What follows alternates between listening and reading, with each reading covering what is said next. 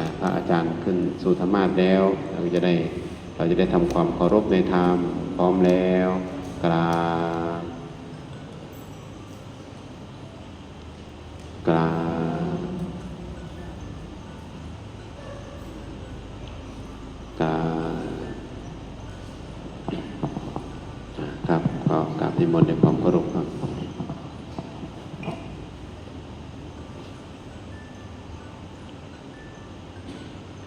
นะโมตัสสะภะคะวะโตอะระหะโตสัมมาสัมพุทธัสสะนะโมตัสสะภะคะวะโตอะระหะโตสัมมาสัมพุทธัสสะนะโมตัสสะภะคะวะโตอะระหะโตสัมมาสัมพุทธัสสะพุทธังธัมมังสังฆังนะมัสสามิมโนปุพพังขมาธัมมามโนเศรษฐามโนมยามนัสสาเจปตุเถนะภาสติวากโรติวาตะโตนังทุกขมะนะเวติจักกังวะหะโตปะทันติอิขอน้อมน้อมในองค์สมเด็จพระสัมมาสัมพุทธเจ้าผู้เป็นพระอรหันต์ผู้ไกลจากกิเลสตรัสรู้ชอบได้โดยพระองค์เองแล้วก็ขอกราบคารวะหลวงพ่อเจ้าวาดอาจารย์หลวงพ่อสุปันสุมังคโร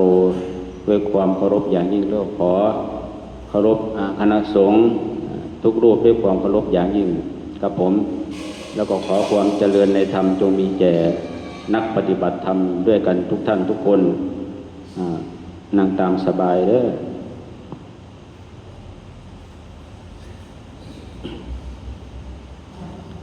เราเป็นเจ้าวัด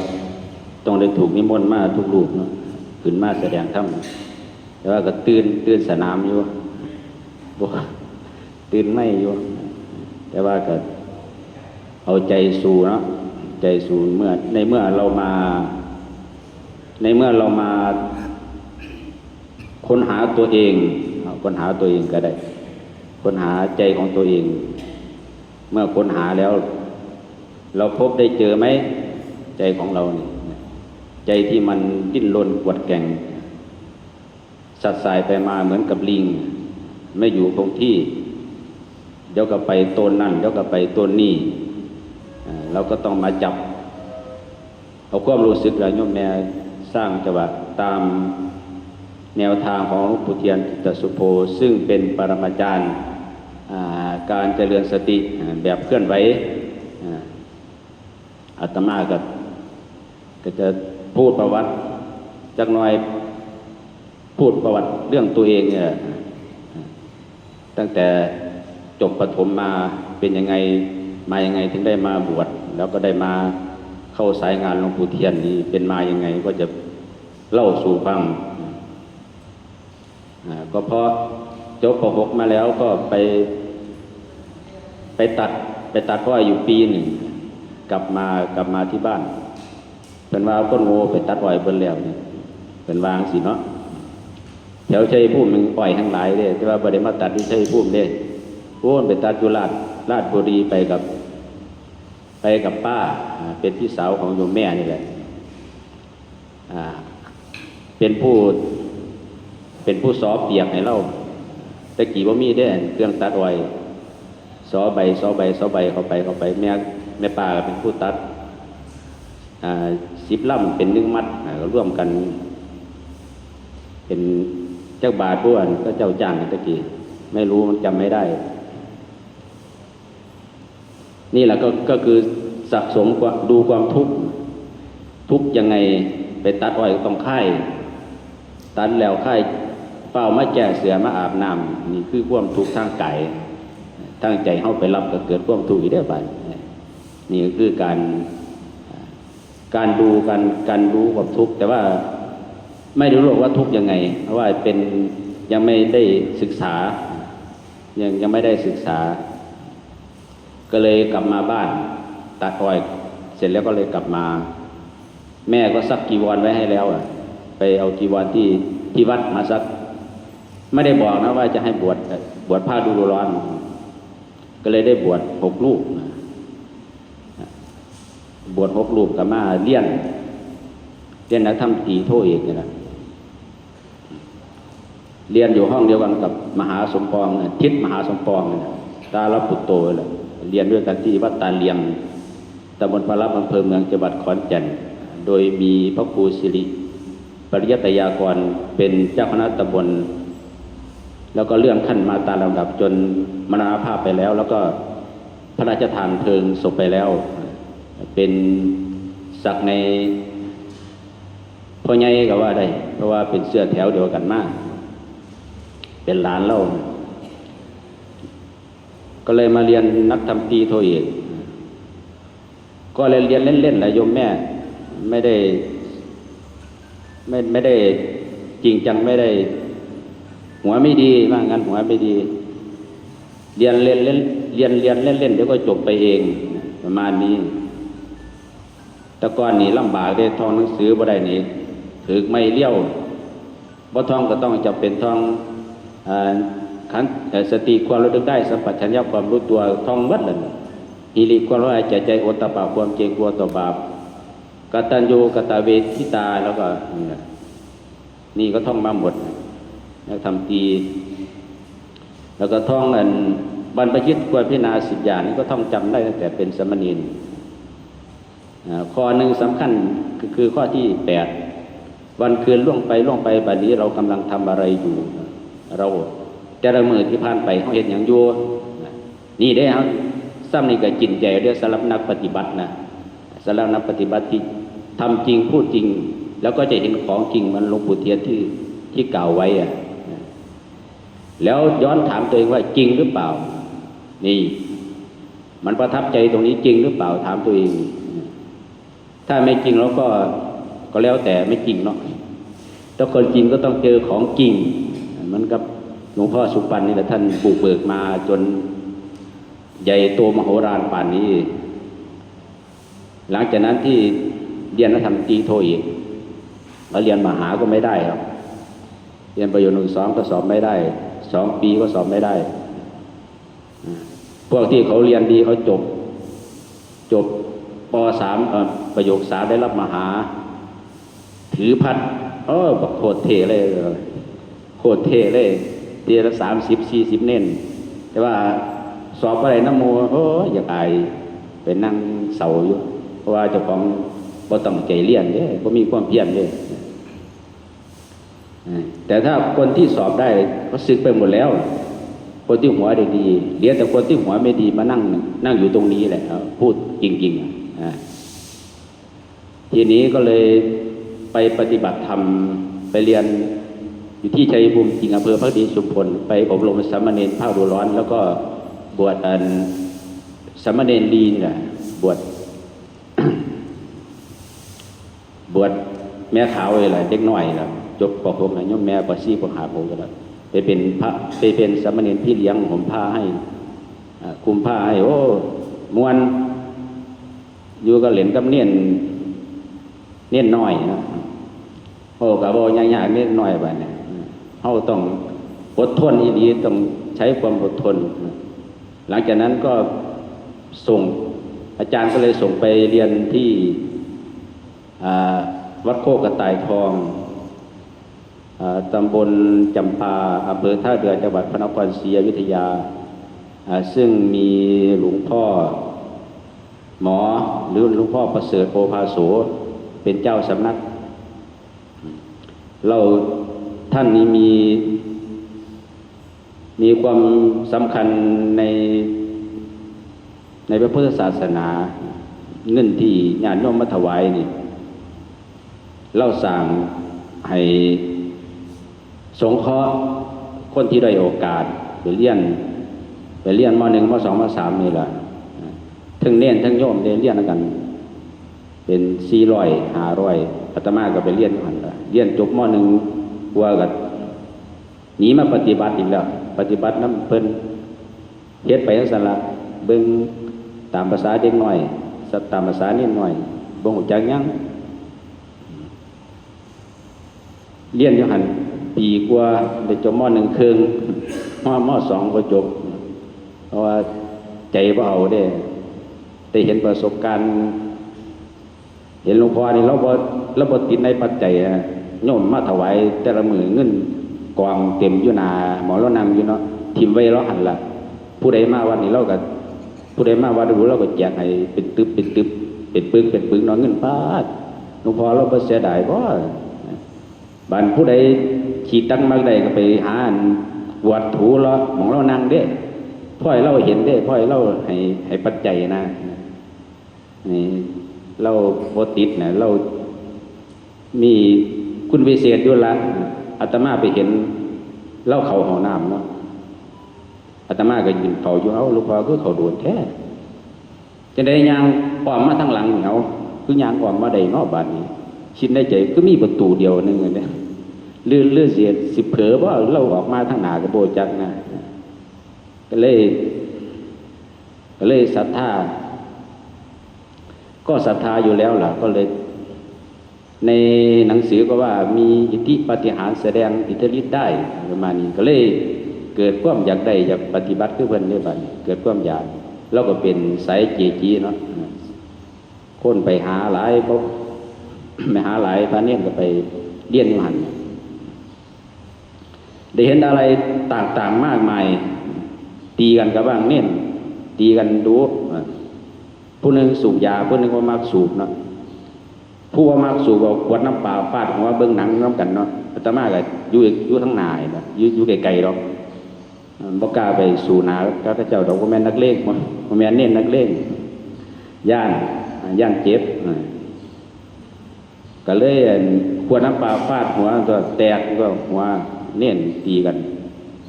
หลวงพ่อก็บอกมาขอขมากันอาจารย์ผู้สอนเพื่อนเป็นมหาประโยคซี่ล่ะ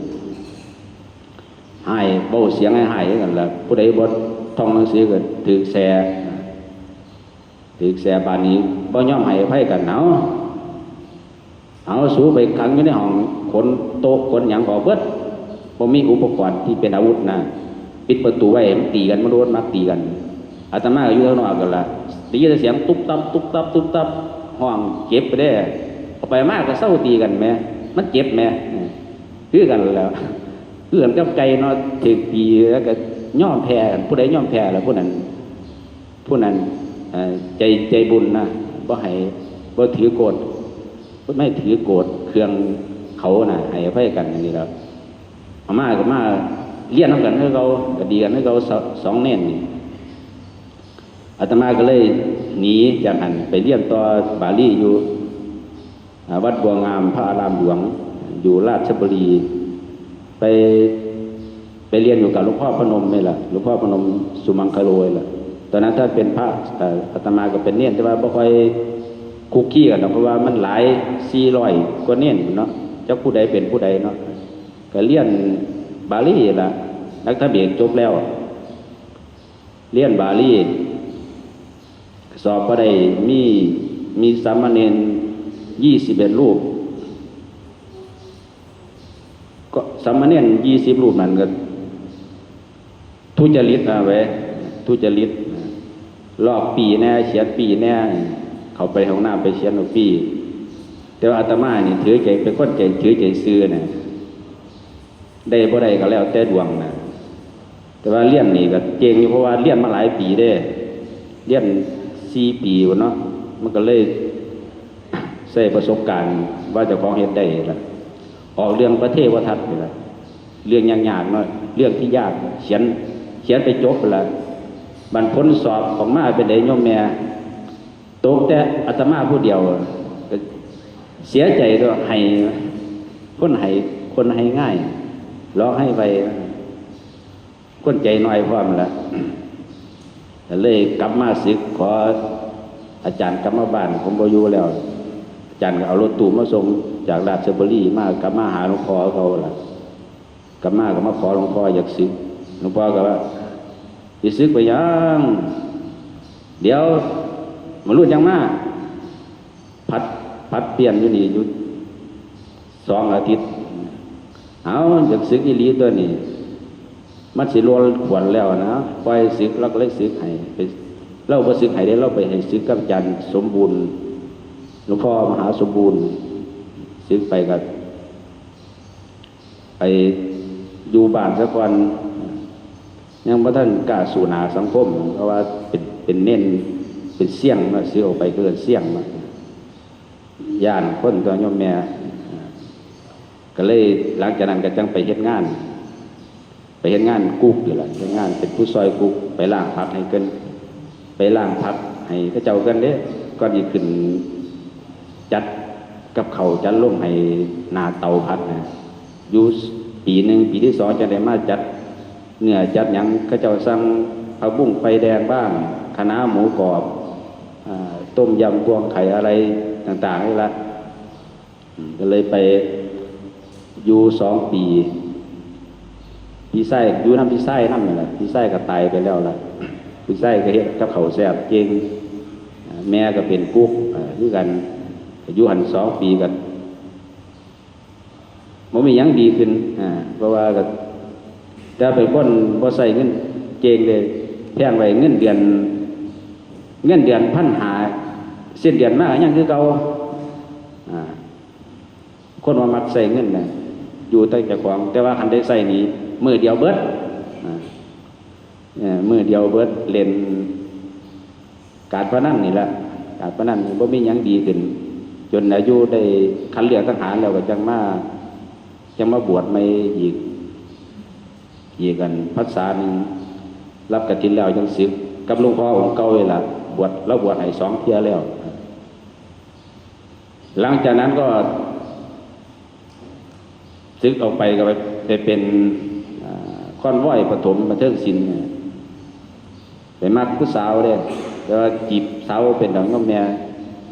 จีบบ่เป็นดอกซื้อน้ำแดงให้ขวดนึงเขาเห็นความขยันนี่ล่ะบ่ค่อยปากค่อยเว้าก็ติ่มๆเนี่ยเขาก็เลยมามักตัวบัดนี้แต่ว่าก็บ่ได้มีหยังเพราะว่าคนย่านผู้หญิงก็ได้แล้วแสดงว่ามีบุญบวชก็เลยหลังจากนั้นก็อายุได้34 ปีมรสุมความทุกข์ทั้งหลานนี่แหละหลานก็ออกหาเที่ยวอายุก็ยังเป็นเด็กหน่อย15-16 ปีเพราะว่าไปห่วงเขาได้ย่านเขาเสียอนาคตต้องนำเบิ่งเขาสินะย้ายก็ให้เนาะโยมแม่ล่ะให้ไปเบิ่งหลานนี่แล้วก็ต้องขี่เลิกงานมาแล้วแทนที่จะได้พักผ่อนก็ต้องนำหาหลานเด้บัดนำหาหลานยันไปติดดอกติดยานี่เอิ้นบ่วงความผูกพันบ่วงมีหลานกับห่วงหลานเนี่ยมีห่วงหลานบ่วง3 อย่างนี่ล่ะห่วงหลานห่วงแม่แล้วก็ห่วงทรัพย์สินเสือกผูกข้อแล้วก็ผูกศอกผูกแขนผูกขาไว้พวกเจ้าก็ถือว่าเก่งโยมาปฏิบัติได้บ่ได้ถือบ่วงผูกขาไว้มาปฏิบัติยกมือนี่ถือว่าเอาใจใส่ในการปฏิบัติเพราะว่ามีหน่อยนะที่มาหนีจากออกจากเลื่อนมาปฏิบัติธรรมเป็นสิ่งที่ทำได้ยากเหมือนกับจิตโฉมนุสสปฏิราโภการเกิดเป็นอัตภาพมนุษย์นี้แสนยากจิตขังมัจจานังชีวิตตังเมื่อเกิดมาเป็นมนุษย์แล้วสิรักษาชีวิตให้จนกว่าอายุไขก็ยากอีกบัดบางคนก็ตายตาน้อยตายก็เป็นหนุ่มก็มีเพราะว่าใช้ชีวิตอย่างประมาทแล้วก็การได้มาฟังพระสัทธรรมก็สิ่งที่หาได้ยากกว่านั้นก็ยังมีอีกวันนี้พุทธานุพุปาโทการเสด็จอุบัติของพระเจ้าเป็นสิ่งที่หาได้ยากเพิ่นต้องบำเพ็ญมาหลายอสงไขยส่วนจะได้มาเกิดว่าเป็นตรัสรู้เป็นองค์สมเด็จพระสัมมาสัมพุทธเจ้าพระพุทธเจ้าเฮาในบำเพ็ญปัญญาบารมีโคดมพระโคตรโคดมตระกูลของเรานี่ชอบทำหน้าสุโธธนะก็คือพ่อโอธนะแปลว่าเข้าสุขโอธนะเข้าสุขตระกูลนี้ชอบเพชรหน้า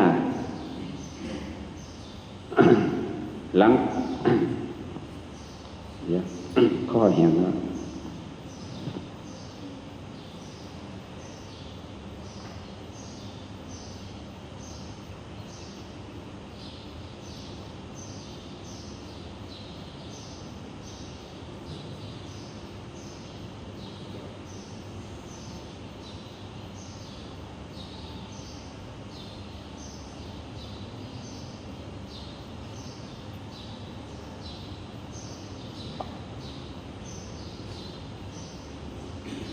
การเสด็จอุบัติของพระเจ้าเป็นสิ่งที่หาได้ยากในเมื่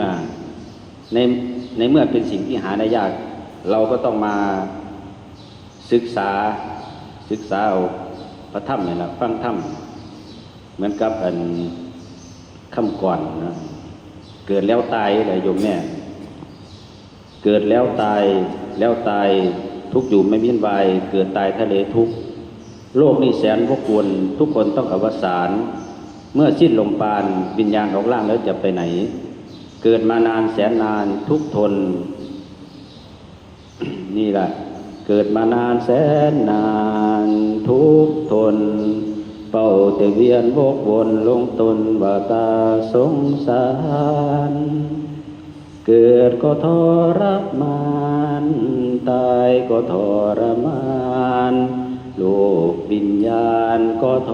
รมานเช่นกันอย่าหลงตนลงละเริงเที่ยวเพลิดเพลินลงในอบายมุขสุขใดๆไม่มีโลกนี้คือสิ่งสมมติพวกเราชาวพุทธหาทางเล่งหลุดสิ้นสุดเกิดตายฟังธรรมศึกษาธรรมสัจธรรมน้อมนำจิตใจให้คลายเศร้าหมองจิตเป็นพิษใน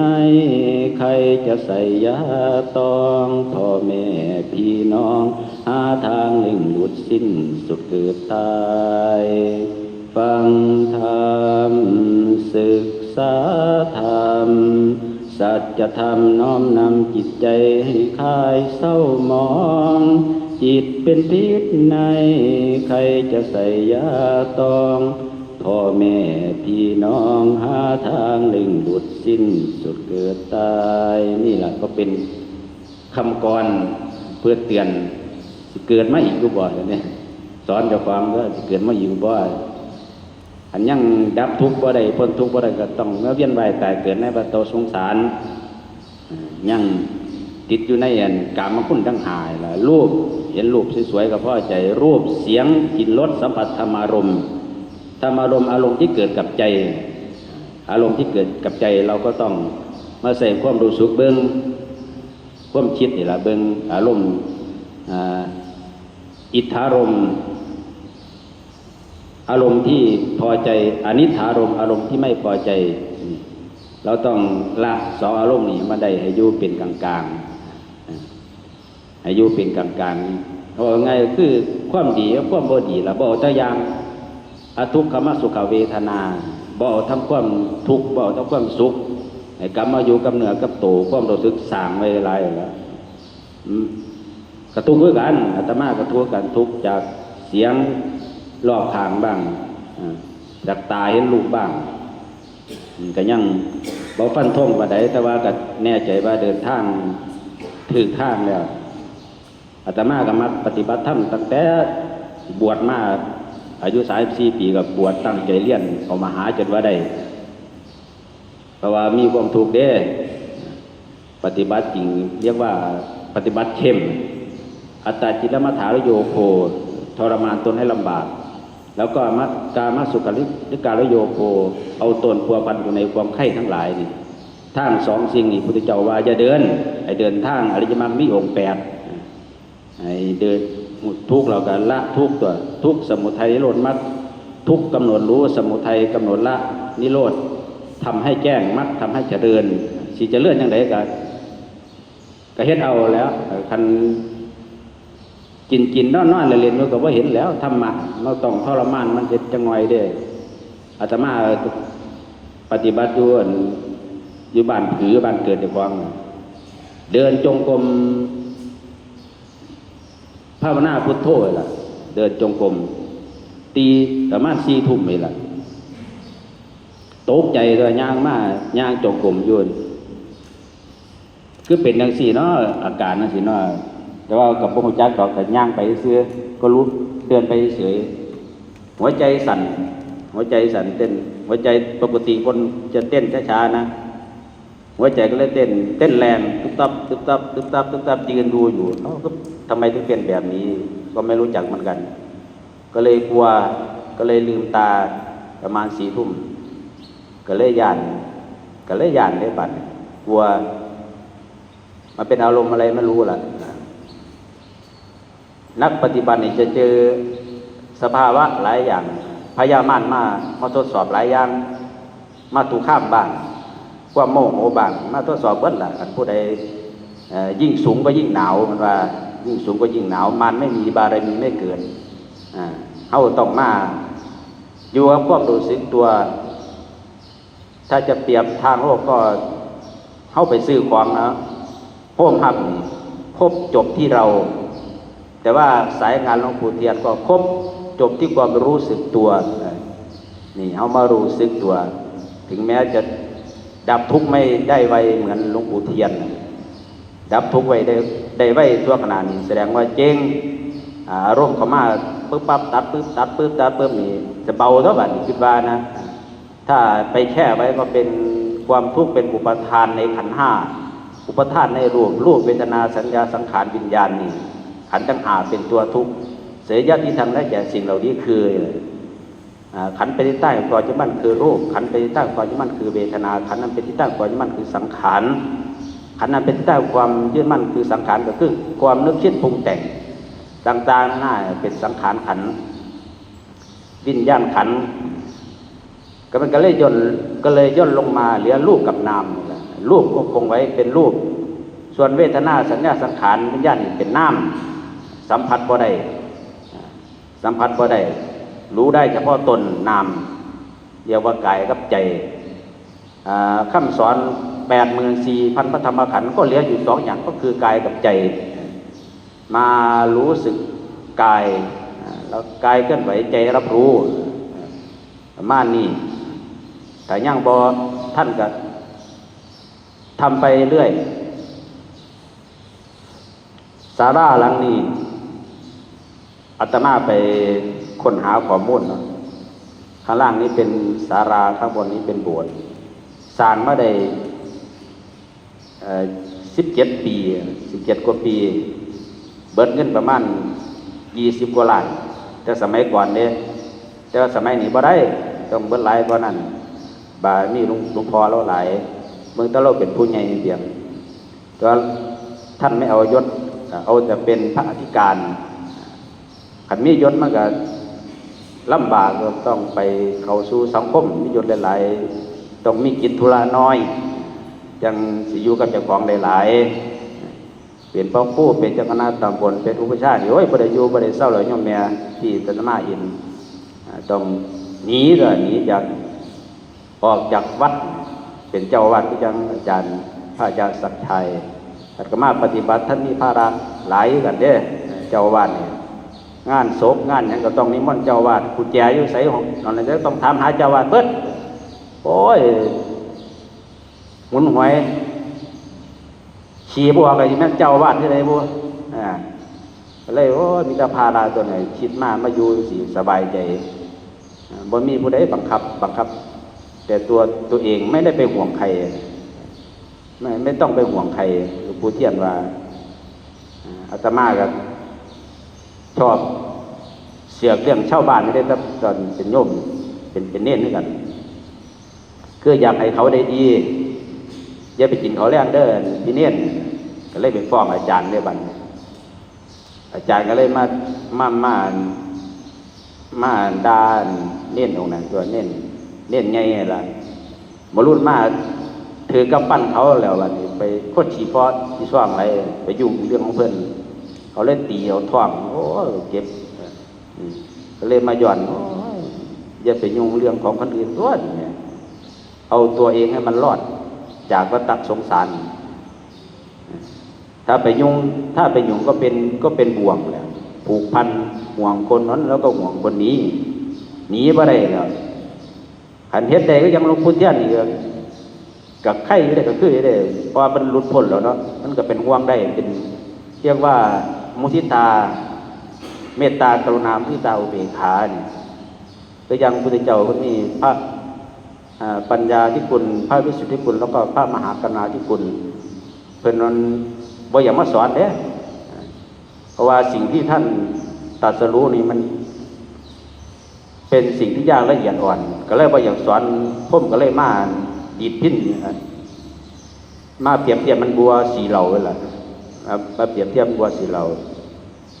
อุกติตันยูวิกติตันยูเนยยะปะทะปรมะ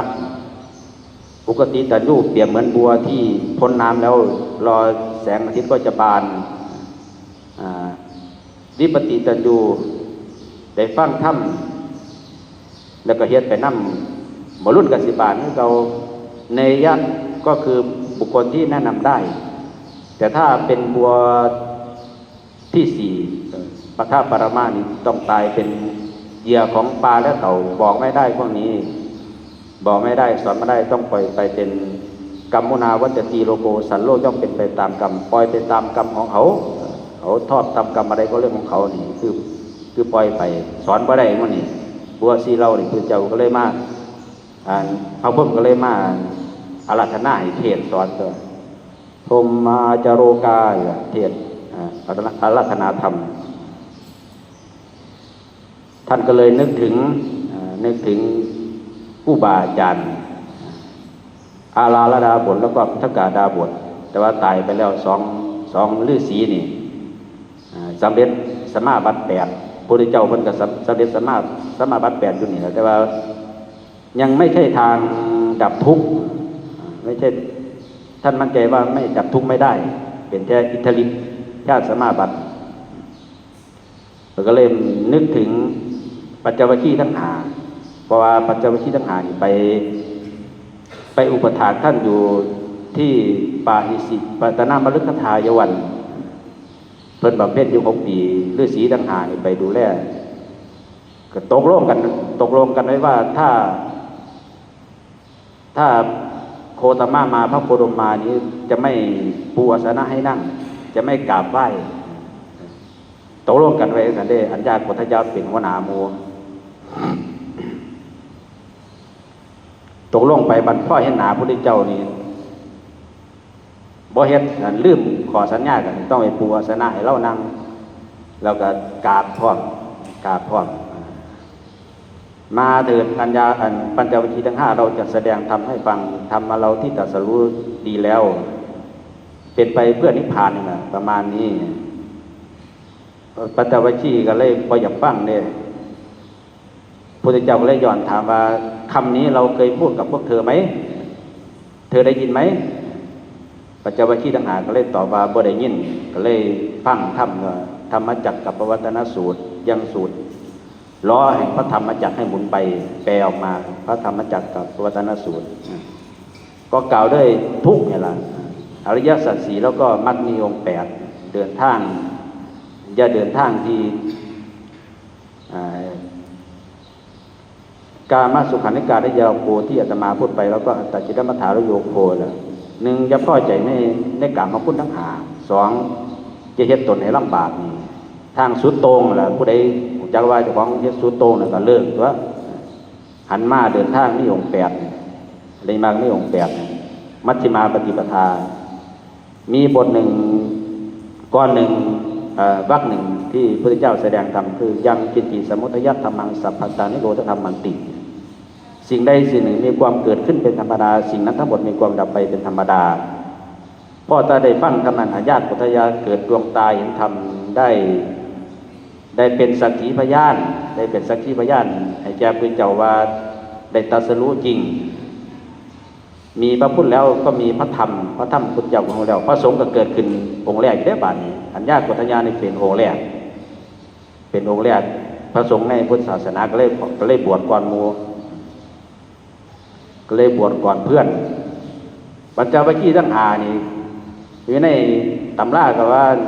อัญญาโกฏญาณนี่เป็นพราหมณ์8 คน อยู่ในภาพในจำนวนพราหมณ์8 คนแต่มีอัญญาโกณฑัญญานี้ยกมือนิ้วเดียวว่าเจ้าชายสิทธัตถะสิออกบวชบ่อยู่ครองเรือนส่วนพราหมณ์7 คนในทำนายเป็น2ในยะว่าถ้าอยู่ครองเรือนจะเป็นพระเจ้าจักรพรรดิผู้ยิ่งใหญ่แต่ถ้าออกบวชจะเป็นศาสดาเอกของโลกอัญญาโกณฑัญญากันฟันธงว่าออกบวชแท้ๆก็เลยมาอุปถากก็ได้พระพุทธเจ้าก็ได้เผยแผ่ไปตามลำดับหลังจากอัญญาโกณฑัญญามาแล้วก็มียศกุลบุตรแล้วก็พ่อกับแม่ของยศกุลบุตรยศกุลบุตรก็เห็นด้วยกันครับเจ้าชายสิทธัตถะเห็นนั่งสนมทั้งหลายล่ะนุ่งนอนก็สำรวมบางคนก็โกนบ้างบางคนก็นั่งนอนสุรุ่ยสุร่ายบ้างไม่สำรวมยักษ์สาวกุลบุตรก็เห็นเหมือนกับซากศพโอ้เรามาติดสิ่งนี้ตัวนี้มาติดในรูปสวยๆงามๆตัวนี้เพิ่นก็เลยกล่าวว่าเราก็เลยอุทานไปน้ำทางว่าที่นี้วุ่นวายหนอที่นี้ขัดข้องหนอพุทธเจ้าเพิ่นเดินจงกรมอยู่เพิ่นก็เลยว่าที่นี้ไม่วุ่นวายหนอที่นี้ไม่ขัดข้องหนอยักษ์สาวกุลบุตรเธอจงมาที่นี้เราจะแสดงธรรมให้ฟังพุทธเจ้าก็แสดงธรรมอนุปปิกถาทั้ง5มีทานมีศีลมีภาวนาหลังจากนั้นก็แสดง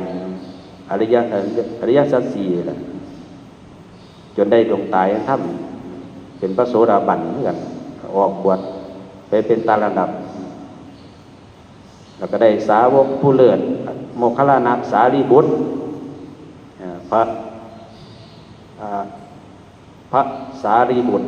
ตอนนั้นเป็นมาเป็นภาพนี่แหละได้ไปเห็นพระอัสสชิอัญญาโกณฑัญญาวัปปะพัทยามหานามอัสสชิน้องสุดท้ายของปัจจวัคคีย์ทั้ง5บิณฑบาตด้วยอาการสำรวมสายตาทอดไปทั่ว4 แอกเดินบิณฑบาตด้วยอาการสำรวมไม่เลี้ยวหน้าแลหลังอยู่สำรวมเห็นอินทรีย์ผ่องใสภาษาลิบุตรก็เลยเกิดความเลื่อมใสพระองค์นี้คือยางสำรวมแท้นี้การเดินสำรวมก็เป็นการเผยแผ่แบบหนึ่งเรียกว่าสำรวมในศีลสังวรของตนสำรวมในเจ้าของนี่แหละบอกพูดบอกคุยประมาณนี้อาตมาก็ถือแส่หลายครั้งกันพอสำรวมหยอกกันในแถวบิณฑบาตนี่หลวงพ่อเราก็เห็นตั้งแถวกันเด้เน้นเป็น80ก็เน้นตั้งแถวกันผู้ใดคุยกันไปไล่กลับบ่ต้องบิณฑบาตเธอมื้อนี้เรายกยอดให้เธอบ่ต้องฉันเขาว่าพอเราโอ้ยต้องหายหรือยังนี่เราเชงคัดพระวินัยหลวงพ่อพระผู้สิริปริยัตยากรลูกศิษย์ลูกหาจนมือพระราชทานเพิ่งศพเรานี่เต็มวัดเพราะว่าคุณงามความดีที่เราสร้างไว้มหาประโยคเก่าเราสร้างไว้ได้หลายรูปเพื่อกันเลยมหาสมปองก็ซึ้งแล้วตอนนั้นก็ไปร่วมงานด้วยกันเห็นหน้ากันอยู่ก็ทักทายกันอยู่ยอกันตอนสมัยเป็นเนี่ยด้วยกันล่ะเพื่อนนี่ก็ หลังจากที่บานนี้ทีนี้จะย้อนขึ้นมาการมาเข้าสู่สายงานหลวงปู่เทียนอาตมาก็มาปฏิบัติกับบุญจักรยังกันละโยมแม่ก็งมเข็มในมหาสมุทรด้วยกันละแต่ว่ากับใจสู้เรื่องใจสู้นี้150เขามีใจ150ได้อาตมานี่ใจเกิน100อยู่แล้วบ่ต้องห่วงวันไว้ฉี่คุยหรอกตายก็ตายเกิดมาชาติเดียวตัวตายกันทุกกันคือกันเป็นทุกคนตัวบ่เกิน100 ปีหรอกนะเฮ็ดเอาทำเอาตัวอันใดมันก็อยู่กับเจ้าของแหละอยู่กับศีลเนี่ยมีศีลสมาธิปัญญาเรียกไตรสิกขามีศีลเมื่อมีศีลแล้วก็มีสมาธิเมื่อมีสมาธิก็เกิดปัญญาของปุถุชนกับปัญญาของอริยชนบ่คือกันเด้ปัญญาของอริยชนนี่ก็ต้องลึกซึ้งกว่านี้เนาะโยมแม่เนาะคิดว่าเนาะอาตมาก็เรียนมาก็เลยเอามาบอกสู่ฟังซื่อดอกก็เป็นผู้นักแสวงหากันล่ะนักแสวงหาทางดับทุกข์ ก่อนออกก่อนสิออกจากโบสถ์นี่อุปชฌาย์ก็สอนอนุสาสน์8อย่างเที่ยวบิณฑบาตเป็นวัดฉันยาดองและน้ำมุนเน่าอยู่โคนต้นไม้นุ่งห่มผ้าบางสกุล3 ผืนแต่ว่าหลวงปู่เทียนเราบ่กล่าวเรื่องนี้เราบอกว่ายกมือสั่งยกมืออย่างเดียวหลวงปู่เทียนแต่ว่าคิดว่าศีลก็คือศีลแหละเนาะเฮ็ดผิดศีลก็คือผิดศีลนี่แหล้วคืออย่างกับตำรวจเราเฮ็ดผิดขอวินัยก็ถึงปลดจากตำรวจถึงปลดจากตำรวจถึงไล่ออกบ้างก็ต้องมีวินัย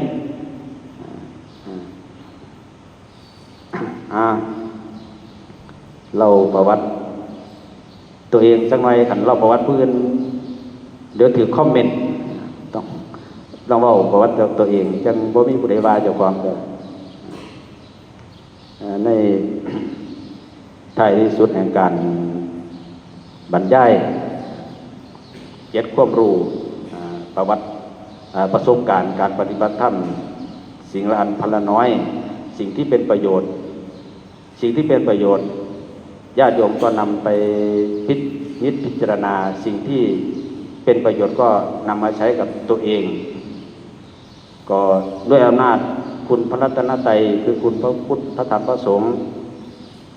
จงมาปกป้องรักษาให้โยมแม่มีความรู้สึกตัวพร้อมอยู่กับการยืนนั่งนอนยืนเดินนั่งนอนจิตดื่มทำพูดชิดอะไรต่างๆนี้ก็จงเป็นตบะเป็นเตชะเป็นภาระปัจจัยอำนวยไว้ใช้ให้ญาติโยมจงมีความสุขทุกท่านทุกคนด้วยเทอญสาธุ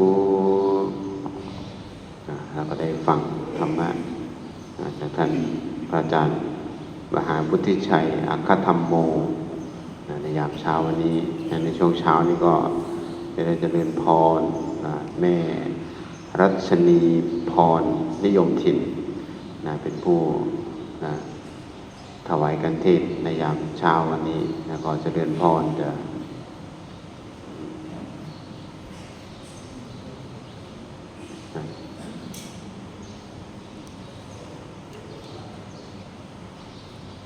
โยมก็มาโยมมาเป็นผู้ถวายกันเทศโยมเป็นเจ้าภาพโยมรัชนีพรนิยมถิ่นมาแล้วนั่นเจ้าภาพหลังวันที่26 มีนาคมวันเช้าวันนี้ก็โยมแม่รัชนีพรนิยมถิ่นได้ถวายปัจจัยไว้ 13,000 บาทสาธุเพื่ออุทิศบุญให้พ่อเกศแม่สมบุญนิยมถิ่นนายประยุทธ์นายพินโยชื่นใจดีนะ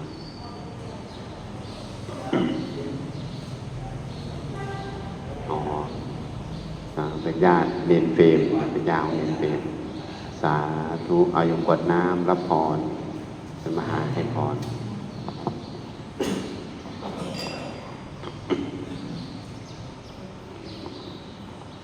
อย่านานได้ย่อมแม่เด้อยะถาวาริวหาปุราปาริปุเรนติสาครังเอวเมวะอิโตทินังเปตานังอุปกัปปติจิตังปฏิตังตุมังคิปะเมวะสมิจจตุสัพเพปุเรนตุสังกปาจันโทปนะระโสยถามณิโชติระโสยถาสปิติโยวัชชันตุ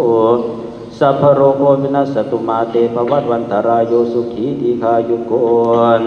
ภวะอภิวาทนาสีริสานิจังพุทธาปัจจายโนจัตตารโอธรรมาวัฏติอายุวันโนสุขังภะรังสาธุในวันนี้เป็นเจ้าภาพเดี๋ยวจะได้เป็นเจ้าภาพงานบวชให้หลานอีกแล้วเนาะจะได้เห็นผ้าเหลืองหลานชายละหลานชายจะได้บวชแล้วจะบวชเป็นพระแล้วบวชเป็นเนรก็บวชแล้วไปเรียนไปศึกษาได้บาลีประโยค1-2บอกว่าทำไมถามว่าทำไมไม่เอาประโยค3ให้ได้ค่อยๆเป็นค่อยๆไปครับนะจริงมันก็ยากเหมือนกันนะการเรียนนะมันก็เหมือนการปฏิบัติแหละอะไรมันก็มีความยากของมัน ความยากในตัวของมันเองนะแต่มันก็สู้นะสู้ความเพียรของคนไปไม่ได้หรอกนะงั้นเขาจะเรียนได้ประโยค8ประโยค9กันนะเขาก็เรียนกันเราเป็นส่วนหนึ่งเนาะนั่นก็เป็นเรื่องของการศึกษาการเรียนแต่เราก็กลับมาที่การปฏิบัตินี่แหละนะเราก็ได้ฟังนะท่านพระมหาวุฒิชัยนะได้กล่าวไว้นะในเรื่องของประวัตินะเล่าประวัติมาเนี่ยนะประวัติไม่ได้ ไม่ได้โรยด้วยกลีบกุหลาบนะโยมนะไม่ได้โรยด้วยเขาเกิดมาแล้วมีพ่อแม่ร่ำรวยเป็นอยู่สบายนะอยู่สบายพอถึงเวลาพอเล่าประวัติมาแต่ละคนเนี่ยคนที่หันหน้าเข้ามาในทางธรรมเนี่ยส่วนมากประวัติเนี่ยจะมีแต่ความทุกข์โยมนะมีแต่ความทุกข์พอมีเรื่องราวที่เป็นความทุกข์นะโยมนะมันถ้ามันหันหน้าไปผิดทางหันหน้าไปพึ่งสิ่งที่ผิดนะมันก็จะไม่ได้ประโยชน์อะไรนะแต่หันเข้ามาถูกทางเดินเข้ามาในทางธรรมนะเดินเข้ามาในทางธรรมทางการประพฤติปฏิบัติทางการภาวนาเนี่ยนะมันก็จะทำให้ความทุกข์เนี่ยมันเบาบางลงไปนะเบาบางลงไปได้แต่ถ้าเดินไปผิดทาง